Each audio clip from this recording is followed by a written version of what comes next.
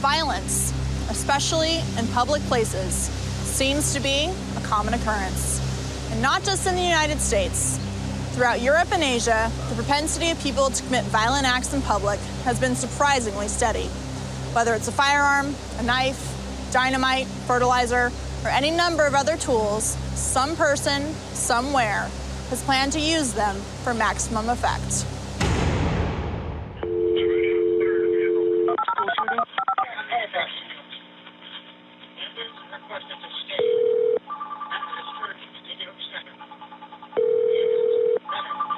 Town 911, what's the location of the emergency? Lady Hook School, I think there's somebody shooting in here. Town 911, what's the actual emergency? I got a victim, Hook School, a victim from the shooter here. Yep.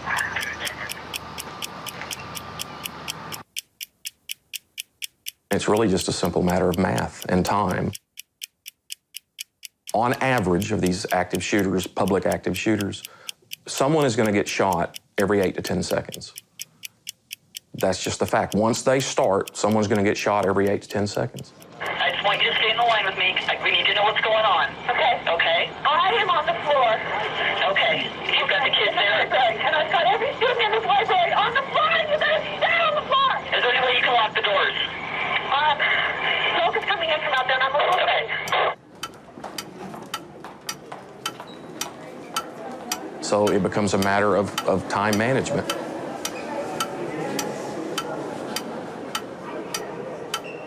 They usually end when somebody acts to stop it. How close somebody is to that crime will determine how quickly it can be ended. We have 15 fatalities. That includes 11 males and 4 females. Well, they're looking for a gathering of people, and I think we've got some evidence that shows that seeking the gun-free zones is done in preference, with some of these events. It appears that they are seeking a spot that will keep them from being prevented in accomplishing their mission. And if their mission is mass casualties, they're going to want to be undisturbed in that process until they've completed it.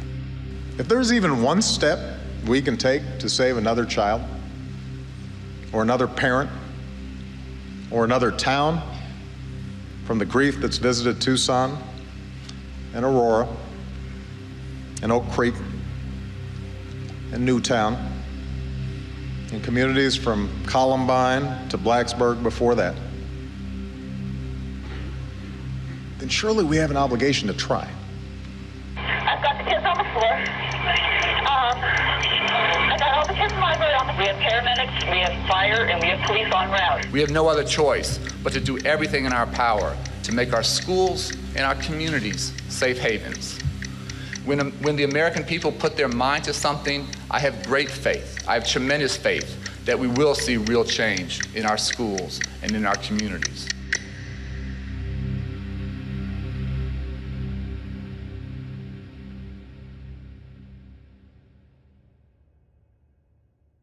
I think we should toughen the enforcement of gun laws so that the ones that are already on the books can be enforced much more effectively. Some of the restrictions that have been placed by the Congress in the last couple of years, I think, in the last few years, I think have been unfortunate. I think that we ought to make all schools gun-free, have a gun-free zone around every school in this country. If you mug, you rape, you murder, you rob, or you mass shoot, you want to be successful in that. And usually a lot of the mass shooters, part of their goal is to get the high score or to kill enough people that they'll be famous. They'll get in the news, their picture will be splashed, their names will be known countrywide, if not worldwide. So they pick places usually where they know people can't fight back. If your goal, we have a hard time putting ourselves in that mind, but if your goal is to kill as many people as can as fast as you can, you wouldn't go in a place where people would shoot back and people would fight back, and it would be hard to make that happen. You choose places like schools or other places that you know people can't legally be armed, so they're probably not armed because you're going to shoot law-abiding people. You're the crazy person, you're the murderer, you're going to shoot law-abiding people because 70 to 80% of these active shooters plan on dying. So a law that might give them an extra 2 or 3 years in jail because they brought a gun where they weren't supposed to have a gun doesn't mean anything to them. They plan on dying. Call People versus James Holmes, 12 CR 1522. Appearances, please. I think it's interesting when you look at the movie theater shooting in Colorado. He went out of his way to get to a movie theater that did not allow concealed carry. King 6, we got another person outside shot in the leg, a female. I got people running out of the theater that are shot in room 9. Since 1950, all but 2 of the public places where a mass shooting has occurred in the United States shared one common denominator. They all occurred in what is designated as a gun-free zone. Well, a gun-free zone would essentially be our baseline case from our model, which is, you've got a school perhaps with locks, but we've got no resource officer with a firearm, and we've got no teacher or faculty or staff with a firearm. And that essentially says that the active shooter is going to continue with their mission until they're engaged with a barrier, again, a police officer that would arrive. And the average response time in our country is about 10 minutes. That can vary widely. It can be very short in a very densely urban area, much like our Purdue campus is. It could be much longer response time in a more rural area, and it could be 15 or 20 minutes or more, depending on how rural the area is and how dispersed the population is. So in a gun-free zone, you're basically waiting for the police to get there, and with an active shooter trying to engage a target about every 15 or 20 seconds, every minute counts.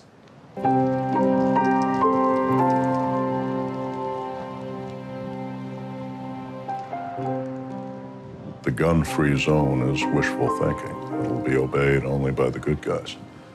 Essentially, the gun-free zone becomes a hunting preserve for psychopathic killers. If you look at the history of the mass shootings, they appear to deliberately select areas, gun-free cinema in Colorado, gun-free mall here or there where concealed carry is prohibited, where they know none of their victims will be able to shoot back. There's a basic human tendency, react, notice exceptions, special events, the bad news, the Ebola, the school shooting. But it makes us forget that, there were 100,000 schools where there was no school shooting. It makes us forget that 55 million children go to school each day, and in the course of a year, 10 to 20 of them will be involved in a homicide. Again, those homicides are tragedies, but it literally is 1 in a million, 1 in actually several million, probability that your child will be killed over the course of a year. The death of a child is one of the most horrible things I can possibly imagine. And I know that the entire country was in such mourning that just like anyone in mourning, you're reaching for answers. And those answers are going to be driven by your own emotions. The sensationalism, I think, is one of those things that we need to, at least from my perspective, I'm trying to guard against. We're trying to basically try to, take a step back, try to figure out with science what we can prove, what we can show, and what we can prove. And our work has shown that if you can drive the response time down, you drive down the risk and you drive down the potential for casualties. Response time for law enforcement is one question. Response time for citizens is another. Citizens are involved immediately. You're not necessarily ever going to get law enforcement there while a shooting is ongoing, but you may.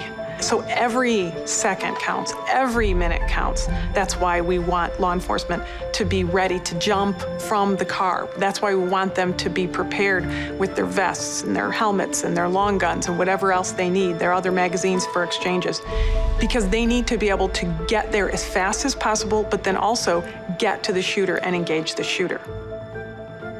To us, from the research angle on this is a response time problem. We'll reduce the impact of a madman with a firearm if we can drive the response time down. The question is how we do that. And we've got choices. We could add to our police departments, we could add school resource officers and security guards, or we could do concealed carry. The challenge is The police officers cost a lot, the resource officers cost quite a bit, and concealed carry is one that we can put back on the individual to try to let them help support their own security.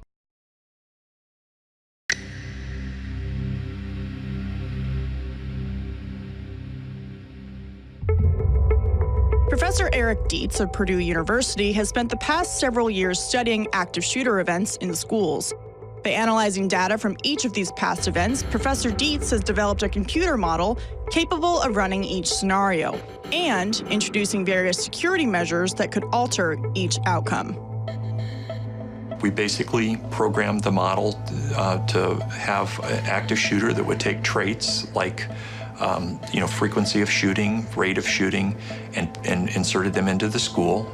Once the shooting started, there was police response would begin in the model, and we would basically run that with typical response times that we would see out of police response.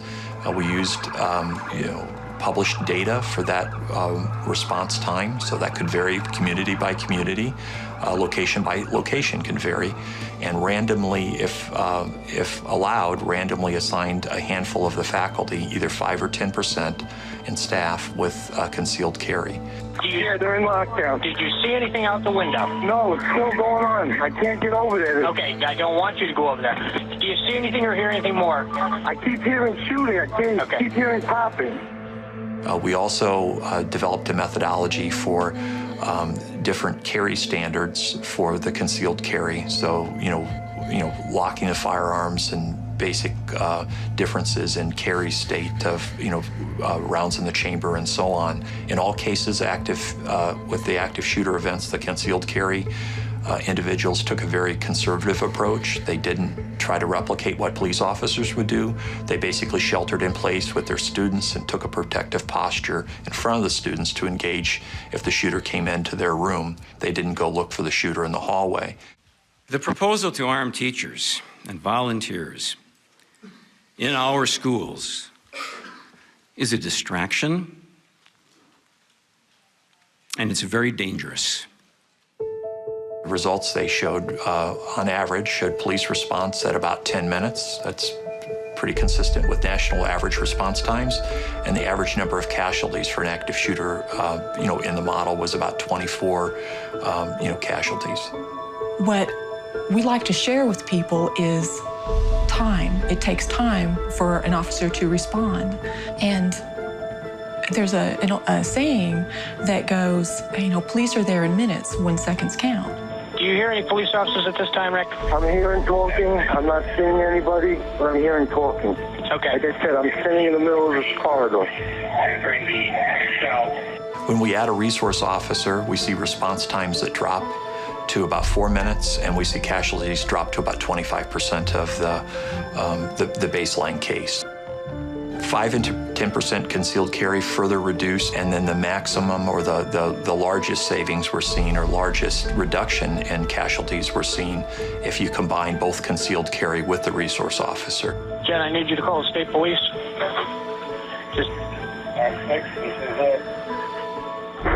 It's still going on.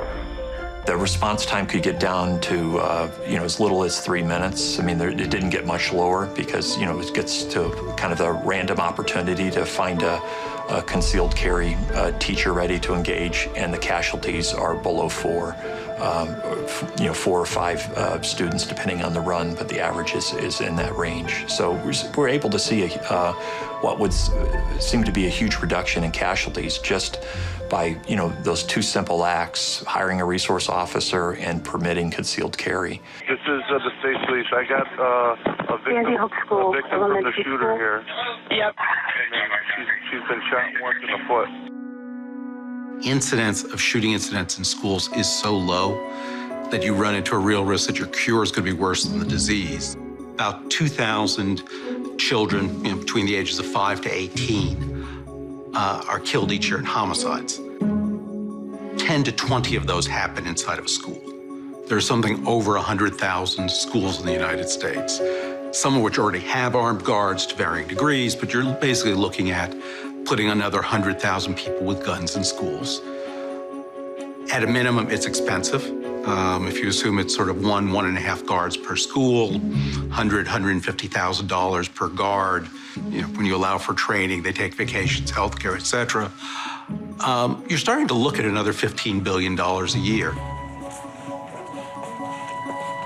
As a father, the idea of putting armed guards in schools definitely would immediately concern me. I can completely understand the apprehension of that concept, but if you actually analyze the facts and if you look at how we protect other things in life, like a jewelry store or a bank, why shouldn't we protect the most precious thing that we have with men with guns? These things occur at flashpoint. The trauma of the car crash, the sudden explosion of flame, the madman who takes the stolen gun he murdered from his mother and screams, "I am the shooter," and starts killing children. Someone trained and equipped to deal with that has got to be there when it happens. We're a nation of, depending whose census you believe, 300 to 320 million. And no census, no estimate has more than 800,000 cops in America.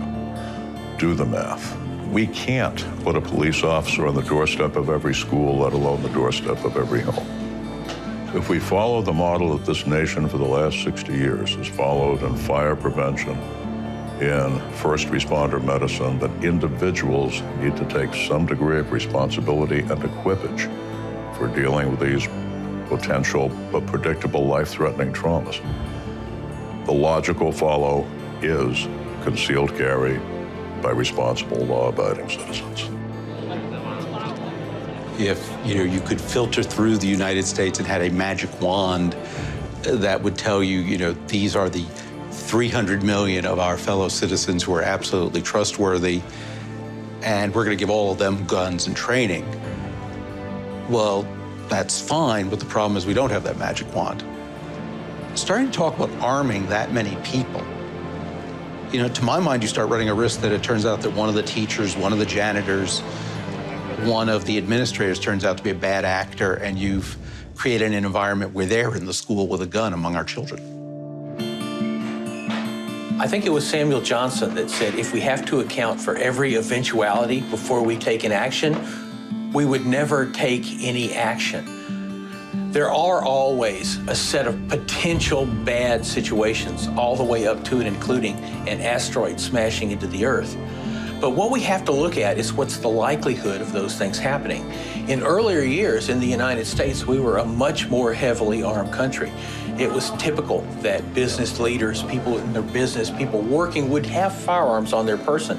And we did not see a huge number of quote-unquote bad actors clocking out. I think that within the current thinking about firearms, especially on the progressive side of the political scale, there's a sense that people just strangely clock out, that good people one morning wake up and go crazy. And yet there's simply no statistics that back that up. Citizens have an awareness that they didn't have before, and that they need to keep that awareness. They need to just be alert to the fact nobody wants to live in a police state, right? But we do want to make sure that we know our surroundings.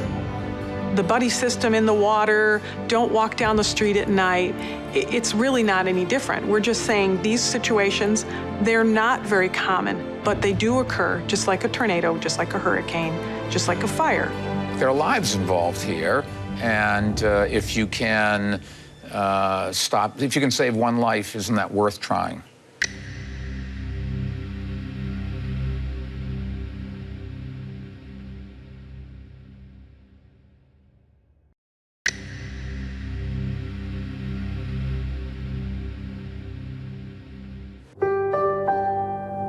In Harold, Texas, school superintendent David Thweet has already taken the step of allowing teachers and other employees to carry concealed firearms on school grounds. This policy has been in effect since 2007 without any negative impact. We were moving through the process of passive security, our magnetic lock doors, a limited entry, and cameras.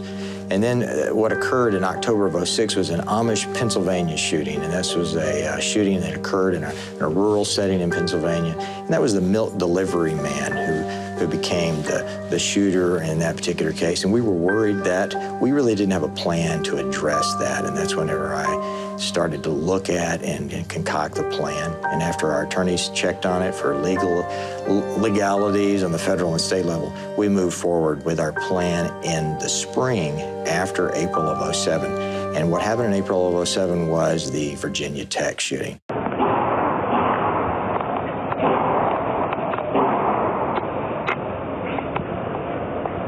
When the gunman entered the room, he immediately started shooting.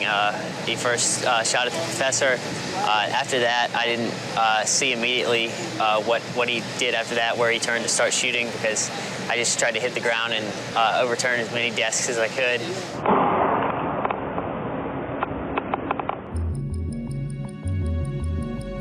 We had to address the issue of what do we do with an active shooter in our school. Since we're about 30 minutes from first responding law enforcement, we had to find a plan that would solve that problem. One of the things we looked at was obviously a resource officer, and that was what was in the status quo, but that was something that we really couldn't afford.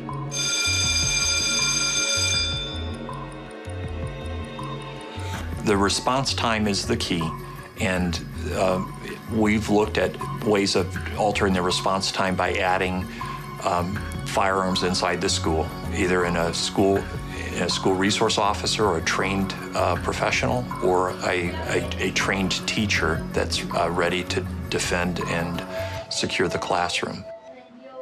For the NRA and others to sort of shield themselves by saying we have to have more armed cops in the schools or more guns in the school. What do they do? I think I have it on the teacher's desk? Or wait a minute, man with a gun, I have it locked up someplace. Wait until I go get it. I mean, it just doesn't make sense. A lot of people with guns, you know, making split-second decisions who aren't necessarily trained to make split-second decisions. I keep coming back to that concern of, you know, a teacher is in the hall and sees a kid playing with a toy gun. Something about it strikes him as, well, that's a real gun, and he shoots, and we have a tragedy. One of the arguments that we've had for implementing our plan is giving teachers or educators in general, you know, these firearms. But we have a system in place that I think checks for any of those arguments.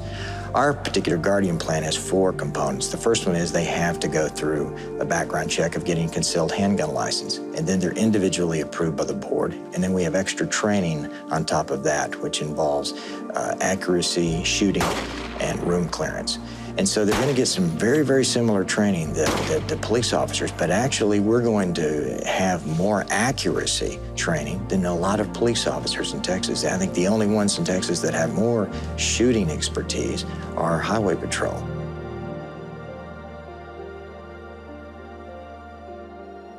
Basically, educators are capable of doing anything a parent can do. And if a parent at a home in a rural setting is going to protect their children at their home with firearms, we need to be able to do the same thing here. Teachers are capable of doing anything that we task them to do. I mean, teachers at any given time may be called up. They may be people that are in the military. They may be called up to do something for their country, and yet they come back to the classroom. So the argument that teachers are only one-dimensional and can only do one thing is bogus. Teachers can do anything and should be able to have to do everything that a parent does, and that includes protecting children.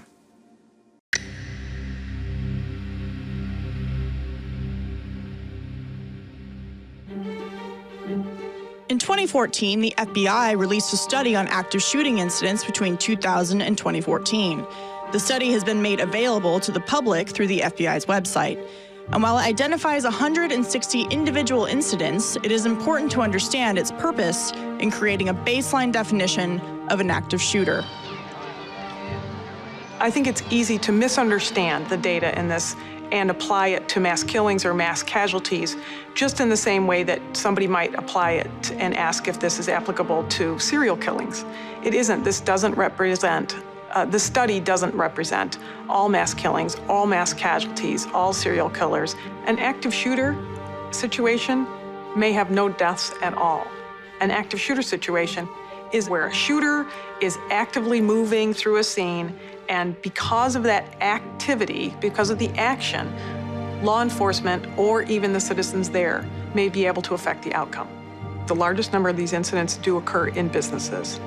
But when we looked at the businesses and we separated them out by businesses that had a lot of pedestrian traffic and businesses that did not, we found that the businesses that did not have a pedestrian traffic, for example, manufacturing plants, closed office buildings, almost every single shooter in those instances were current or former employees.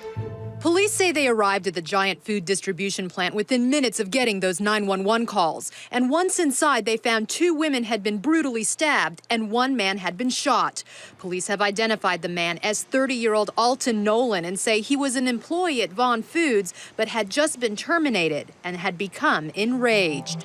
So I think when you, as an employer or as a school board member, look to the specific data that with regard to your instance, I think you find some things that will help you think about how can we prevent this.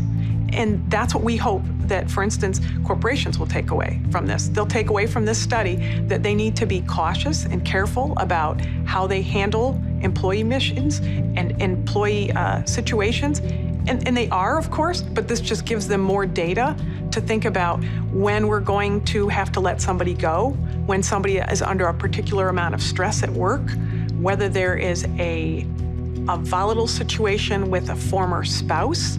Those kinds of situations, the corporation has to recognize that this is a data that's showing them that it's one more level of something they need to be concerned about, not just whether an employee makes their shift on time or they want to let that employee go. Police say it was while Nolan was attacking the second woman, identified as 43-year-old Tracy Johnson, and that's when the company's chief operating officer, who is also a reserve deputy, confronted Nolan and shot him with a rifle. If you find somebody at the scene of the crime and knows exactly what's going on, can stop it, as happened recently in Oklahoma City, whenever there was an employee who came and started stabbing and beheading people. That particular CEO of that company was able to shoot that person who was responsible. And that's a good illustration for what's going to happen or could happen in a school shooting situation where one of the teachers or one of the people, the employees, that is authorized to carry can stop that intruder when it happens.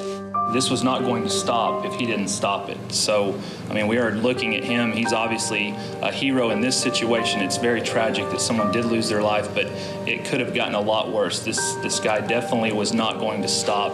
He didn't stop until he was shot.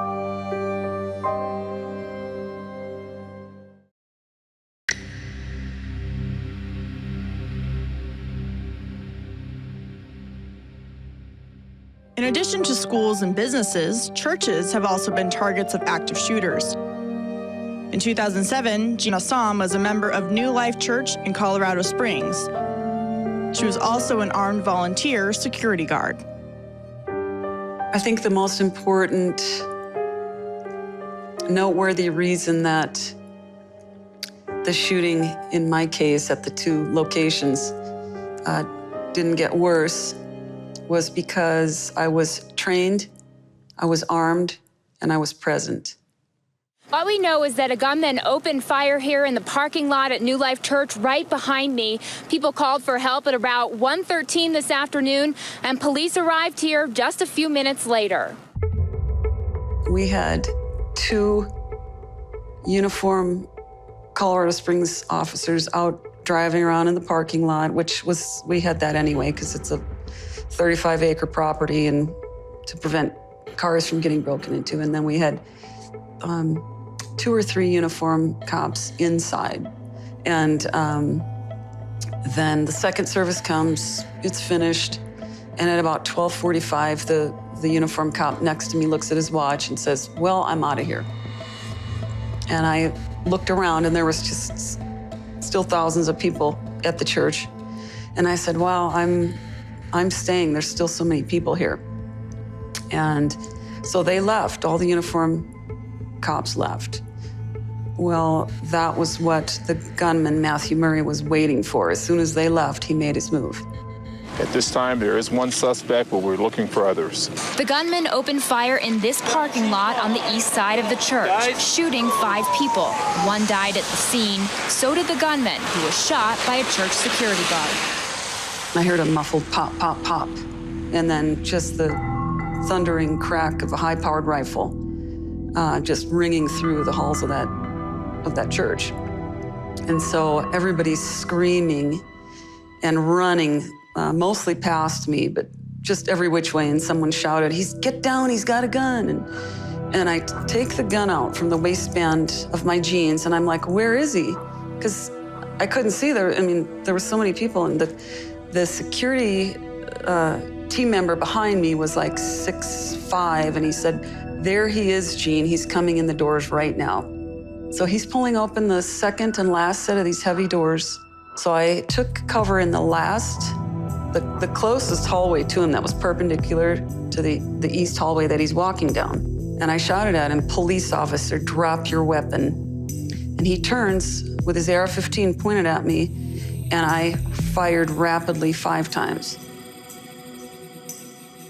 A courageous security staff member who probably saved many lives today. The victims were taken to the hospital by ambulance. Springs Police and the El Paso County Sheriff's Office worked to clear all of the church buildings. My feeling is, since I've experienced an active shooter firsthand and prevented a much larger massacre, we should be proactive rather than reactive. Gun-free zones should still have armed personnel and security measures taken. It's just a reality. The sooner those armed people can intervene, by definition, history shows us the sooner the bloodshed will end.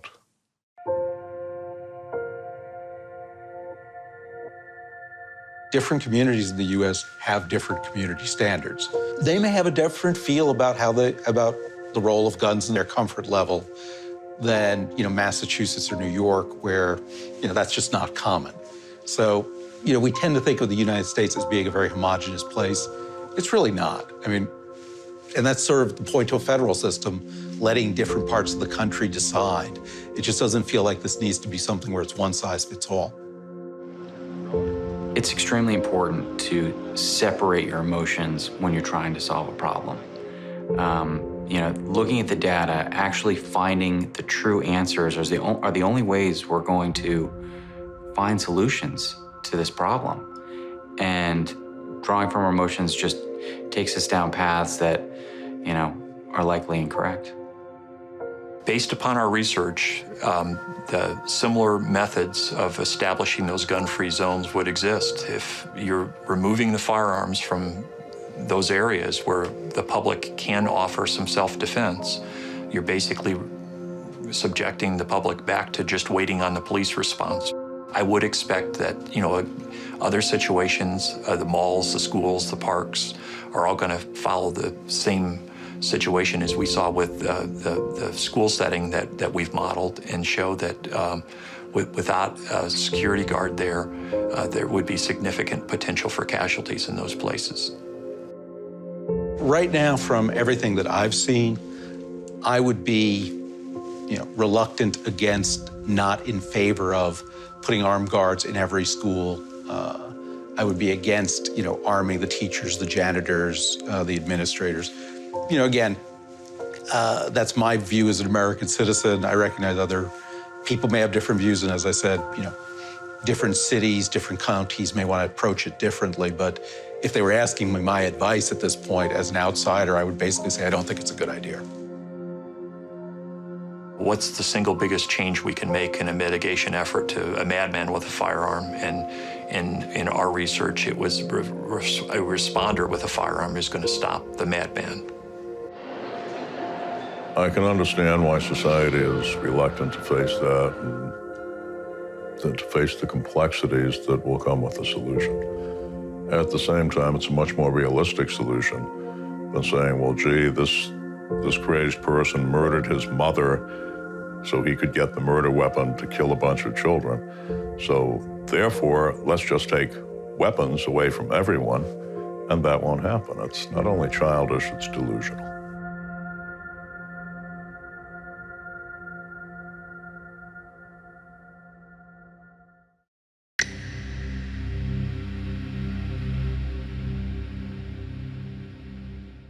While large-scale attacks on people grab the most attention from society and lawmakers, the impact of gun-free zones is felt on an individual level even more often.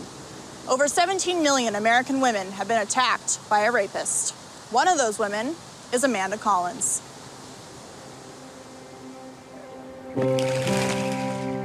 Realizing that my story's not rare.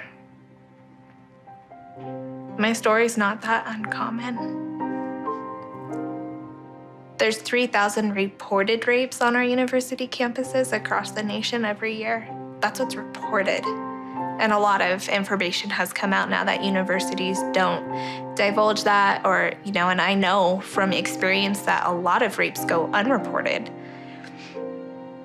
And so realizing that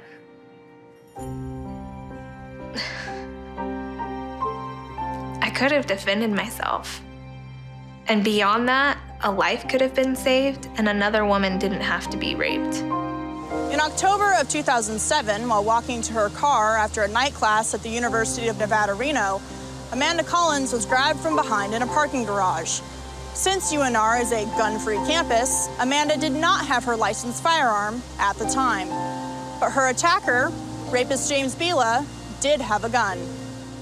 I struggled a lot with the decision of following the law, but it ultimately came down to I'm a rule follower, and I think rules are in place for a reason, and I had a lot to lose if it was discovered that I was carrying my firearm. Through any facet, I had a lot to I would face expulsion from school, so I would lose my education, possible jail time. I would lose my ability to forever be able to carry a concealed carry permit because I would then be a felon. And if I'm being perfectly honest, I never thought it would happen to me. We never think it's gonna happen to us. And I especially thought that it was never going to happen to me because of all of the precautions I took. It was a Monday night. I had a Monday and evening class before I was going to school to become a high school English teacher.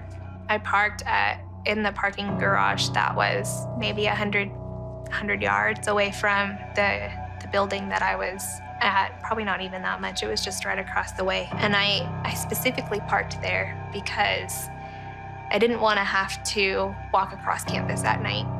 And I took the exam. I thought I did really, really well. We finished out class.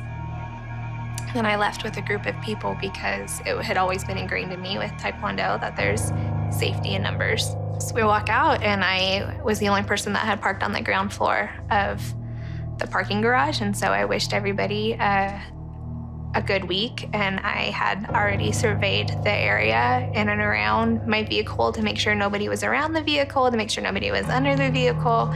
Just all this stuff that was second nature to me. I don't even think I realized I was doing it at the time. It was very subconscious and routine for me. And then wished them all a good night, broke away from the group, and I walked to I made my way to the vehicle. And that was when I realized is I didn't see the man that was hunched behind a truck in the wheel well. And as I passed him, he grabbed me from behind. In January of 2008, James Bila struck again. But this time, his attack was deadly. Breonna Dennison was a college student from Santa Barbara, California, when she was abducted from a friend's house in Reno. Bila raped and murdered Breonna only 3 months after attacking Amanda Collins. Amanda believes if she had been able to carry her firearm, Breonna Dennison would be alive today. I've replayed that incident in my head over and over, and it has kept me up at night, as I've said before when I testify. But I know without a doubt in my mind that there is a particular point in time during my attack that I would have been able to stop it as it was in progress. I'm not saying I could have prevented the rape from starting with the way that I was grabbed and whatnot, but I know that I would have been able to stop it.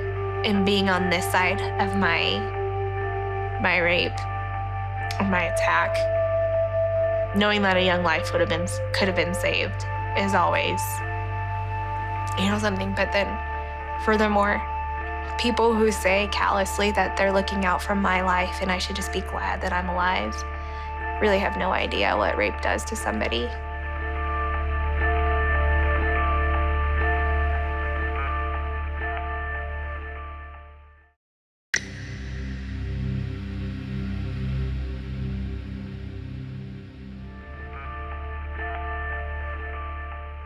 The simple, absolute, unavoidable truth is that gun-free zones are a spectacular failure. They cost lives. What we need to do is take down the signs and let people defend themselves. Many would say having any firearm is a bad thing. This is one of those cases that, if we went with what everybody wanted instead of what we need, we're probably going in the wrong direction. And we should eat healthier, but we all don't eat healthier. So, perhaps a few more guns does make sense in this particular area because, again, we're trying to drive down response time. And, I never met, a military NCO that thought fewer guns in a firefight was a good idea. If we spent that money on suicide prevention, maybe we could save even more lives. So, we have constrained resources. Part of government, part of policymaking is setting priorities and trying to understand what is the best way to save lives. The day-to-day risks we all face, that tripping and falling, being hit by a car, heart attacks, etc. Those are the ways we die, but they're often the things that, precisely because they just happen in background, we ignore them.